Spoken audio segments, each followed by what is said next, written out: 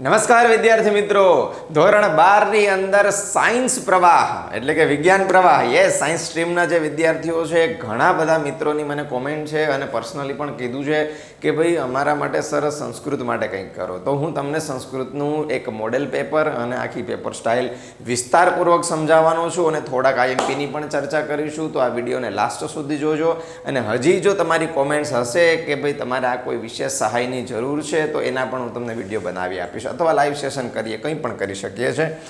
Demands નહીંતર 10માના તો બહુ સરસ મજાના મિત્રોની મદદ ચાલે છે અને એ મિત્રો બહુ આનંદ લઈએ છે, પણ 12માવાળા મિત્રોની મદદ કરવાવાળા બહુ ઓછા છે એવું મને દેખાઈ રહ્યું છે.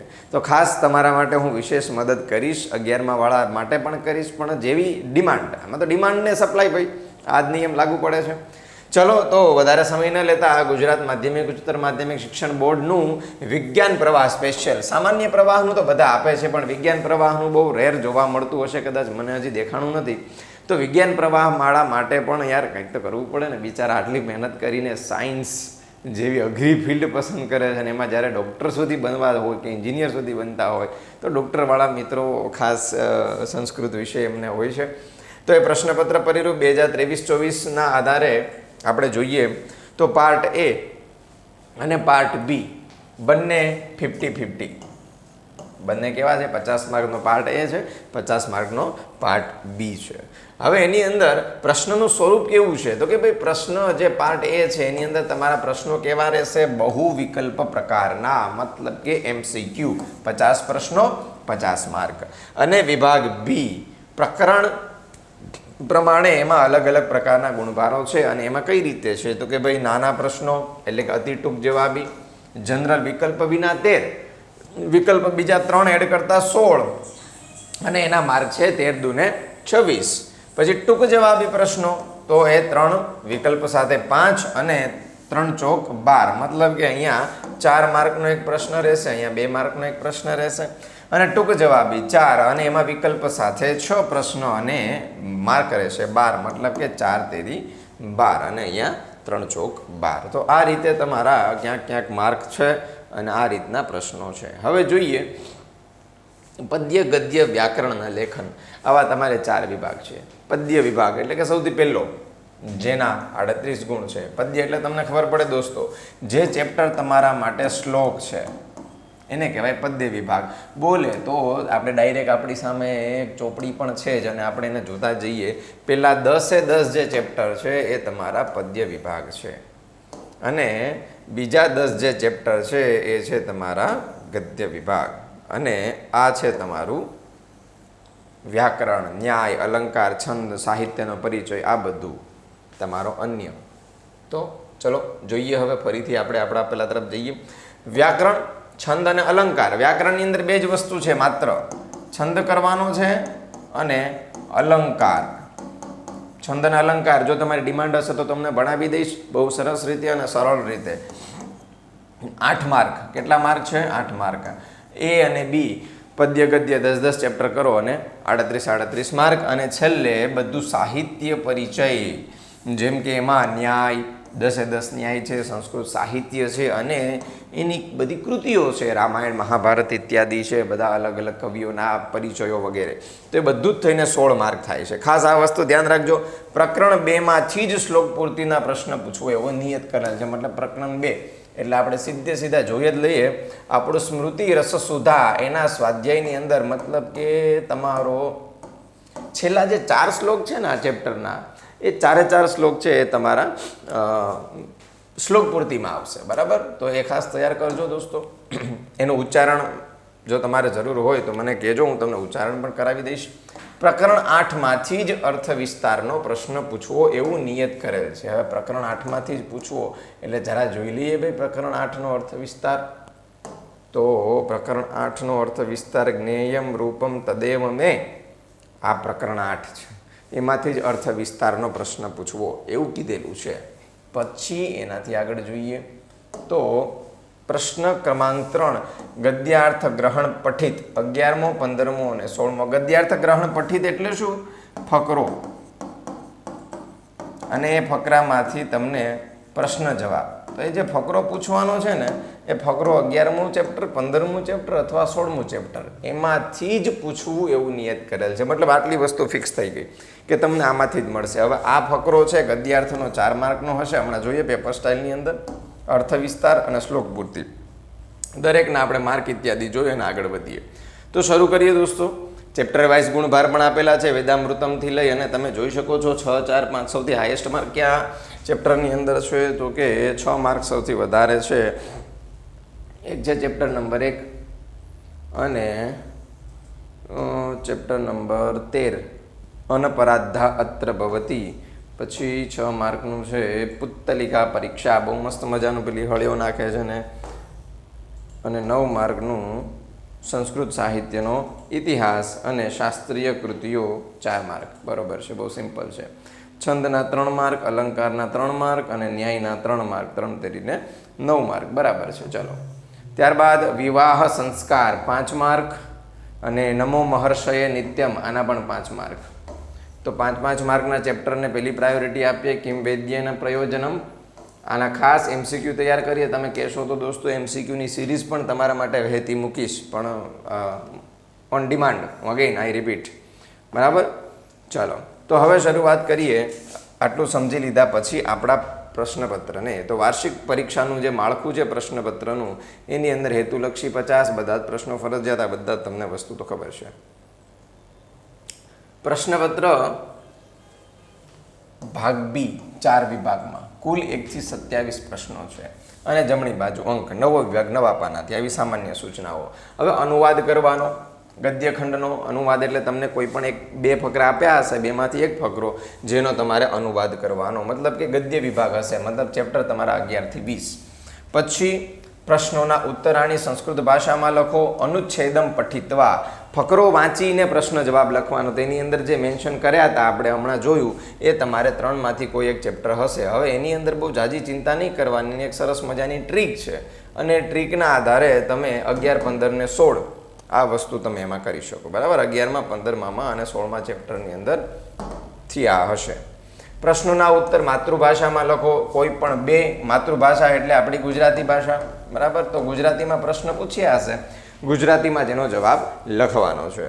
પછી પદ્ય વિભાગ શરૂ થશે તો એમાં પણ અનુવાદ પ્રશ્ન ક્રમાંક 7મો અને 8મો. કોઈ પણ એક મતલબ 2 શ્લોક આપ્યા હશે એમાંથી કોઈ પણ એક લખવાનો છે.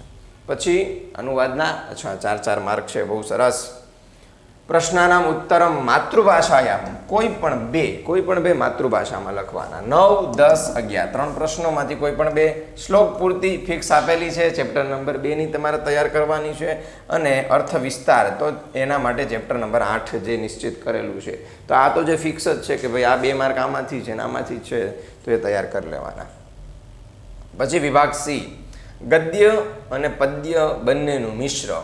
એટલે કે એમાં હશે સમીક્ષાત્મક ટિપ્પણી. કોઈ પણ 2 સમીક્ષાત્મક મતલબ તમારે તમારો પોઈન્ટ ઓફ વ્યૂ કે ભાઈ એને વાંચન કર્યા પછી તમે કેવી સમીક્ષા કરી શકો, એનું તારણ કાઢી શકો, એમાં કંઈક તમારા પોઈન્ટને તમે દર્શાવી શકો કે ભાઈ આમાં આવું વર્ણન છે, એને કહેવાય.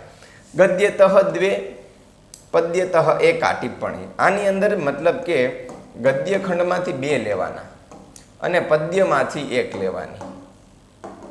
હવે આમાં તમને ટિપ્પણીમાં કોઈ પણ આવી શકે. હમણાં ડેમો પેપર જોઈએ એટલે વધારે સમજાશે. સંદર્ભમ સ્પષ્ટીકરણમ. કોઈ પણ 2નો સંદર્ભ આપીને સ્પષ્ટીકરણ કરો. ગદ્યમાંથી 1 અને પદ્યમાંથી 2. સંદર્ભ એટલે શું? મતલબ કે ક્યાંનું છે, શું છે, કયા ચેપ્ટરનું છે, કયા ગ્રંથનું છે, આ બધું. વિવરણાત્મિકામ ટિપ્પણીમ લિખત. હવે વિવરણ કરવાનું. વિવરણ એટલે થોડો વિસ્તાર કરવાનો વ્યવસ્થિત રીતે. તો એમાં ગદ્યમાંથી 1 પૂછ્યું હશે અને પદ્યમાંથી 1 પૂછ્યું હશે. 20-20 2માંથી કોઈ પણ 1 લખો. તો ગદ્ય તમને સારી રીતે ફાવતા હોય તો ગદ્ય વિભાગ તૈયાર કરો અને પદ્ય ફાવતા હોય તો તે. અને છેલ્લે સાહિત્ય, અલંકાર અને છંદ. પરિચયાત્મિકા કેશાંશ્ચિત્રયાણામ. કોઈ પણ 3નો પરિચય. 4માંથી કોઈ પણ 3નો પરિચયાત્મક ટિપ્પણી હશે. સૂચના અનુસાર 25મો અથવા 25મો ન્યાય સ્પષ્ટ કરો. 26મો અથવા 26મો સ્વ ઉદાહરણ અલંકાર.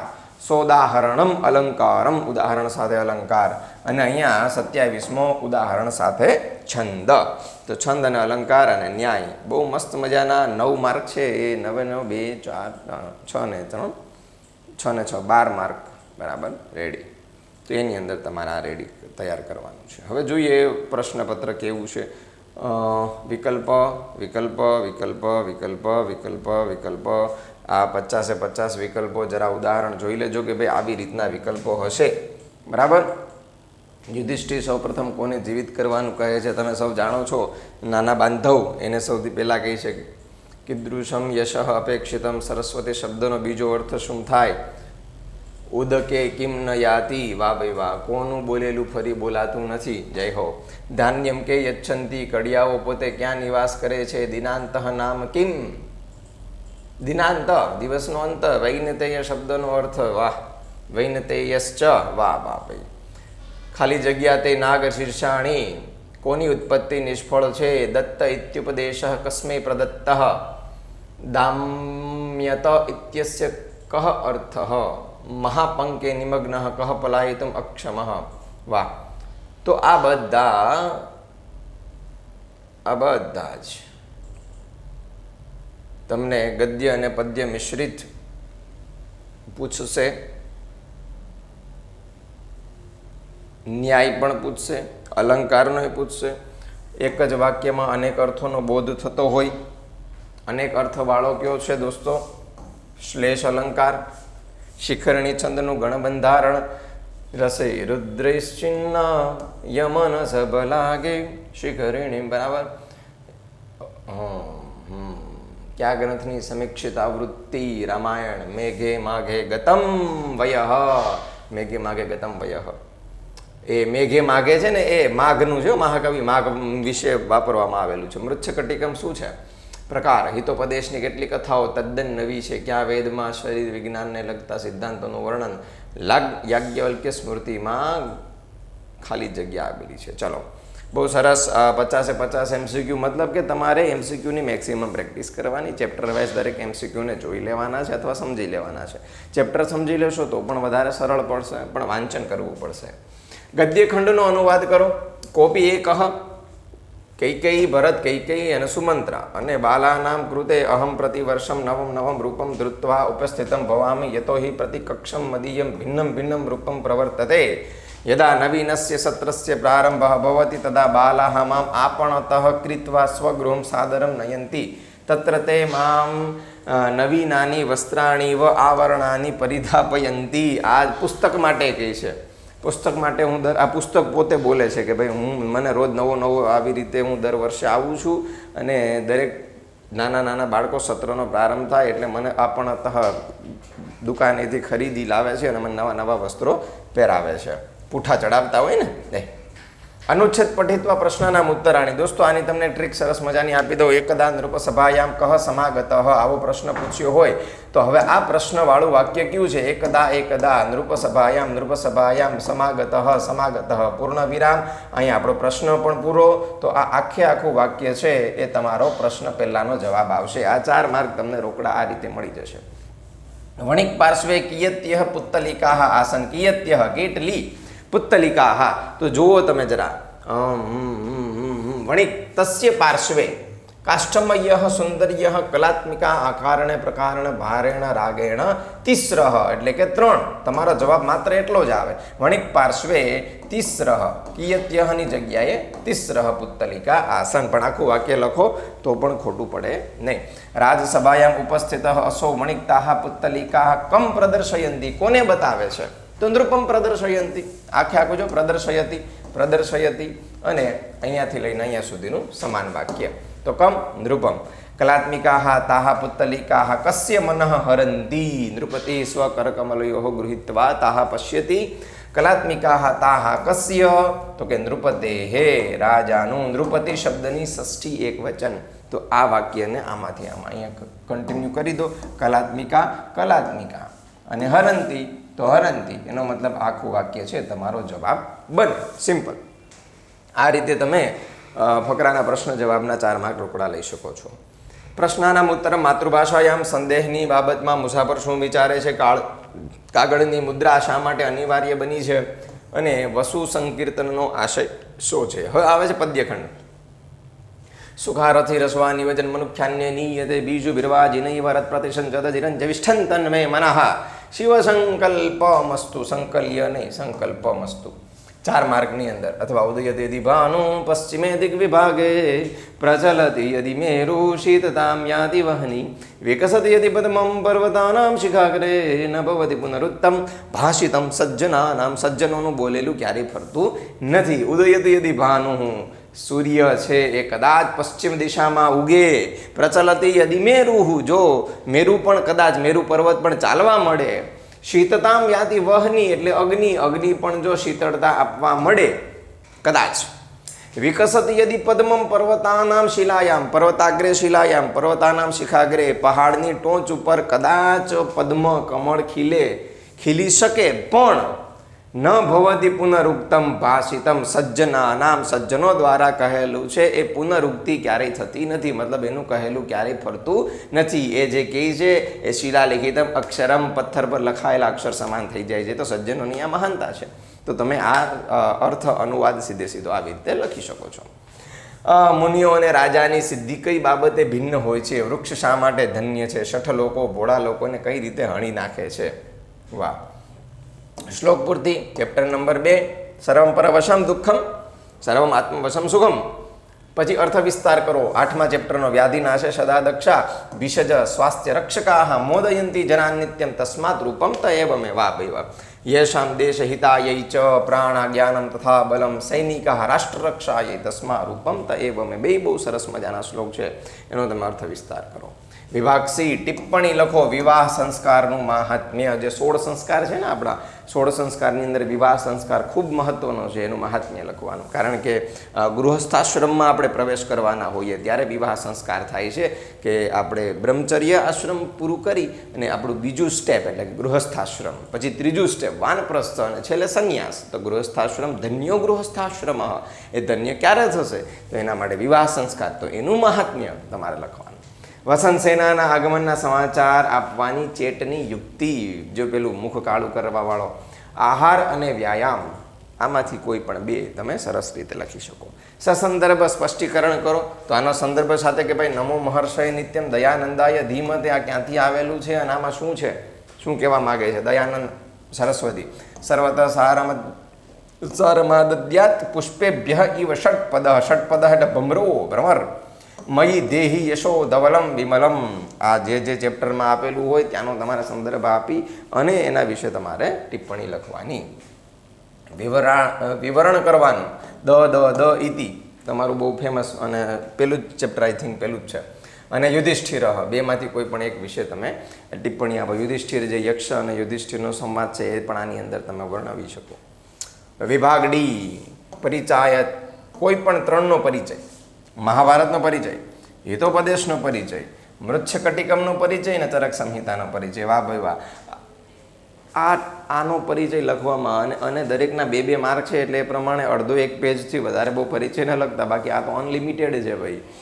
જેટલું લખાય એટલું ઓછું. હિતોપદેશની અંદર 4 પ્રકરણ છે. નારાયણ પંડિત એના લેખક છે. નારાયણ ભટ્ટ તરીકે પણ પ્રખ્યાત છે. પંચતંત્ર પછી નારાયણ પંડિતે આ લખ્યું છે, બરાબર. પહેલાં પંચતંત્ર લખાણું છે. મહાભારત તો કે જેમાં લક્ષ શ્લોક છે. કેટલા છે? લક્ષ શ્લોક પરિમિતમ. અને એના રચયિતા છે મહર્ષિ વેદવ્યાસ. જેની અંદર શું છે તો કે ભાઈ 18 પર્વ છે. મૃચ્છકટિકમ શુદ્રક એના લેખક છે, જે નાટક છે આખું સરસ મજાનું.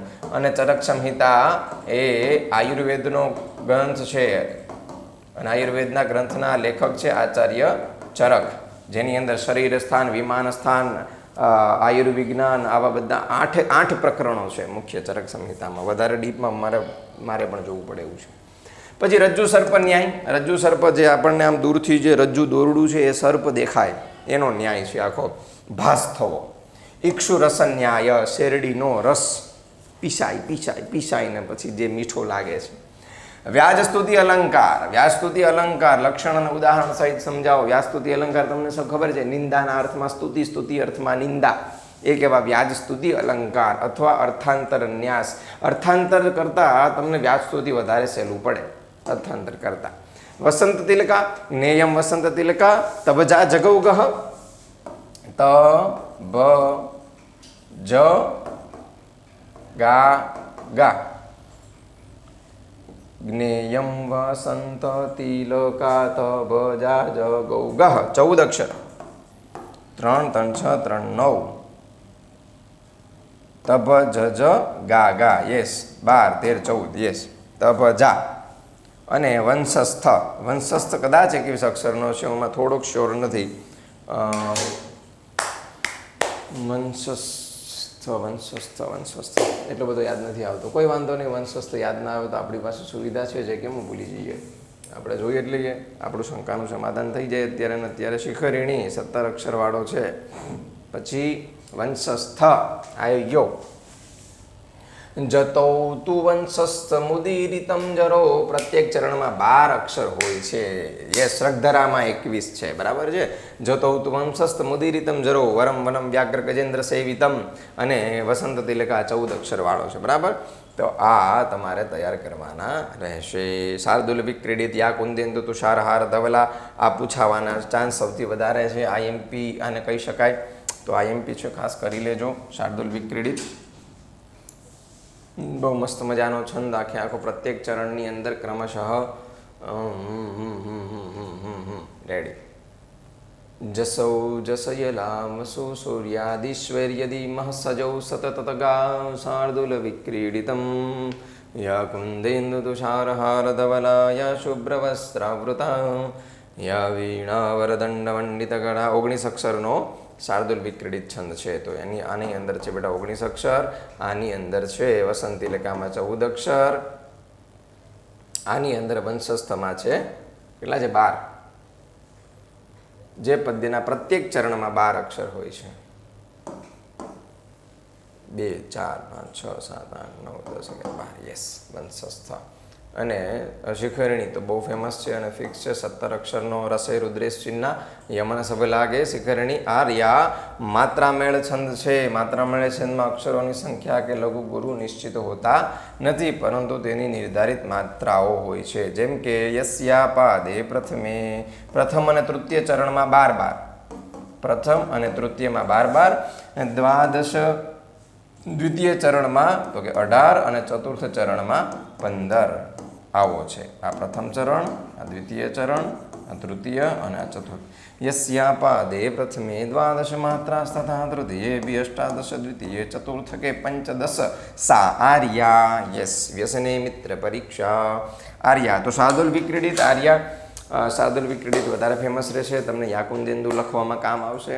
આર્યા ઇત્યાદિ પૂછાય. એના ઉદાહરણને વધારે ડીપમાં ભણવા હોય તો કોમેન્ટ કરજો. સ્પેશિયલ છંદનો અને અલંકારનો અલગ વિડીયો બનાવીશ. તો વિજ્ઞાનના મિત્રો માટે, સંસ્કૃતના પેપર માટે ખૂબ ખૂબ બેસ્ટ ઓફ લક. મસ્ત રીતે એક્ઝામ આપો અને મેક્સિમમ માર્ક કવર કરો. તમારે જે કોઈ પણ સહાયની જરૂર છે તો મને કોમેન્ટ કરી જણાવજો, અથવા અભ્યાસને બહુ સારી રીતે કરજો. ચેનલને સબસ્ક્રાઈબ કરવાનું ના ભૂલશો.